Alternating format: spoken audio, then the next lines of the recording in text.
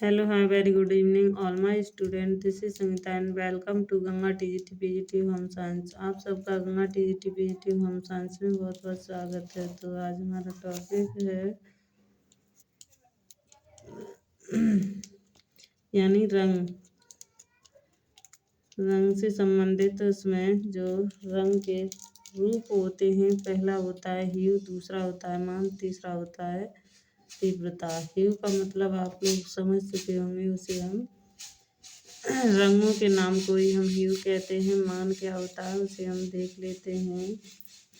मान का मतलब होता है वैल्यू। रंग का मान उसके हल्केपन या गहरेपन को बताता है, जिसे आभा या रंगत टिंट माना जाता है। सफ़ेद रंग का मान अधिकतम होता है। यहाँ से भी क्वेश्चन बना हुआ है कि सफ़ेद का रंग का मान कैसा होता है, अधिक या कम।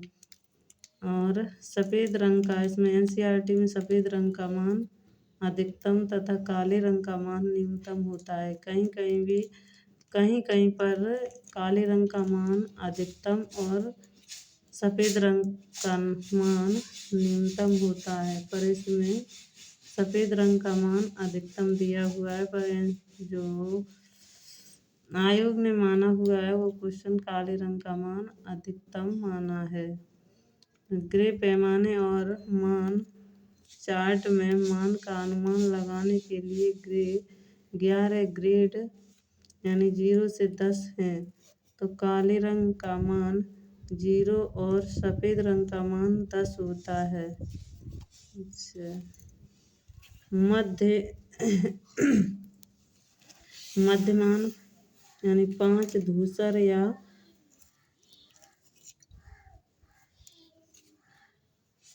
ह्यू के लिए होता है। जब रंग सफ़ेद की ओर जाता है तो उसे टिंट कहते हैं, और जब रंग काले की ओर जाता है तो उसे शेड कहते हैं। ग्रे पैमाने किसी भी रंग की तुल्यमान अनुमान लगाने में सहायक करता है। ये हमारा ग्रे पैमाना है। तो ये 0 पे काला है और 1 2 3 4 5 पे ये धूसर बताता है, रंगत है। इसे हम धूसर को ह्यू कहते हैं। और जो 5 से ऊपर है इसे हम टिंट कहते हैं, और जो 10 पे है वो हमारा सफ़ेद है। ये सफ़ेद दिया है।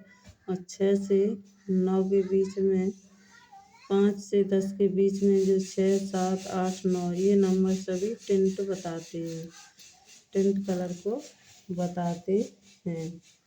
आगे देखते हैं तीव्रता या क्रोमा। ये हमारा तीव्रता या क्रोमा बताएगा। इंटेंसिटी रंग की चमक या विशुद्धता को तीव्रता कहते हैं। जब किसी रंग में कोई दूसरा रंग विशेषकर उसके रंग चक्र के विपरीत रंग मिलाया जाए तब रंग में मंदता डलनेस आ जाती है। यानी कोई भी रंग है उसके विपरीत रंग मिलाया जाए तो उसमें मंदता यानी डलनेस, भद्दापन आ जाता है। रंग को पहचानना। अधिकांश व्यक्ति अपनी सामान्य दृष्टि से विभिन्न रंगों के मानों और तीव्रताओं में भेद करने और उन्हें नाम देने, जैसे ईंट सा लाल, रंग लाल, रक्त सा लाल, टमाटर सा लाल, रूबी सा लाल, गाजर सा लाल इत्यादि बताने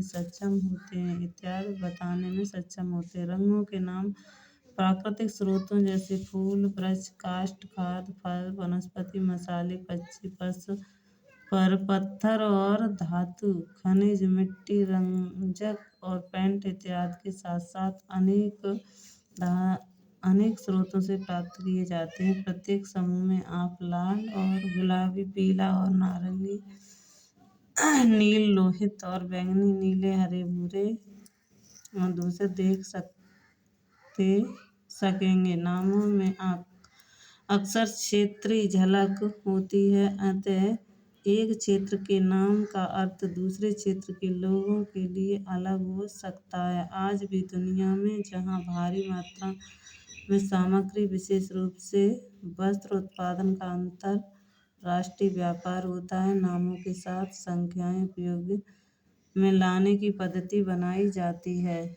ये सभी पेंटोन शेड कार्ड रंगों, आभाओं और रंगतों को विभिन्न तीव्रताओं के साथ प्रदर्शित करता है। प्रत्येक को एक कोण संख्या दी गई है जिसे अंतर्राष्ट्रीय स्तर पर स्वीकार किया जाता है। इसमें फैशन के बारे में पूर्व जानकारी, फोरकास्ट देने और विदेशों में उत्पाद का ऑर्डर देने में सहायक होता है। जो ये दिया हुआ है यहाँ पेंटोन रंग चार्ट एक विशिष्ट क्रम के लिए है। ये कैसा है? पेंटोन रंग चार्ट है वस्त्रों में रंग करना। ये सभी हम अगली क्लास में पढ़ेंगे। तो आज के लिए बस इतना ही, मिलते हैं हम अगली वीडियो में ऐसी क्लास के साथ। Thank you, bye bye, thank you so much.